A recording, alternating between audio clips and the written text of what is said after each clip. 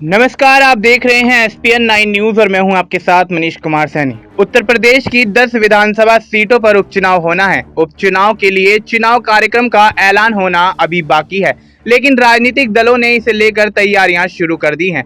उम्मीदवार चयन के मोर्चे पर मंथन शुरू हो चुका है। समाजवादी पार्टी और कांग्रेस लोकसभा चुनाव का मोमेंटम इन उपचुनावों में भी बरकरार रखना चाहते हैं, तो वहीं भारतीय जनता पार्टी भी सभी सीटें जीतने के लिए पूरा जोर लगाने को तैयार है। बीजेपी और सपा के बीच होने जा रहे इस महामुकाबले को बहुकोणीय बनाने की तैयारी में बहुजन समाज पार्टी भी है। बसपा उपचुनाव लड़ने से परहेज करती रही, लेकिन पार्टी इस बार हर सीट पर उम्मीदवार की तलाश में है। बसपा नेतृत्व ने इसे लेकर संगठन के स्तर पर तैयारियां भी शुरू कर दी हैं। उम्मीदवार चयन की प्रक्रिया में पार्टी के जिलाध्यक्ष पार्टी प्रमुख मायावती को रिपोर्ट करेंगे। इस रिपोर्ट के आधार पर ही उम्मीदवार का नाम फाइनल किया जाएगा। बसपा के इस कदम की बहुत चर्चा हो रही है। चर्चा बेवजह भी नहीं है।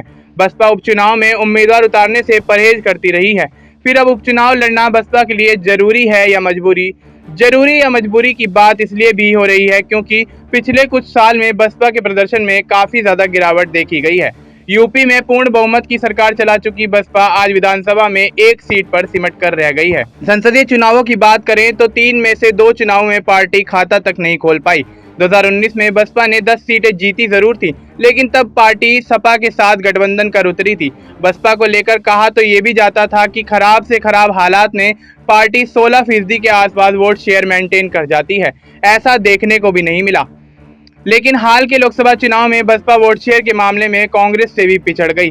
दलित पॉलिटिक्स की पिच पर बसपा को चंद्रशेखर आजाद के उभार के बाद आजाद समाज पार्टी से चुनौतियां भी मिलती रही हैं। बसपा हाल के चुनाव में 0 पर सिमट गई, तो वहीं आजाद समाज पार्टी के प्रमुख चंद्रशेखर आजाद नगीना सीट से चुनाव जीतकर संसद में पहुंचने में सफल रहे। चंद्रशेखर की पार्टी अब विधानसभा सीटों के लिए उपचुनाव में भी उम्मीदवार उतारने की तैयारी में है।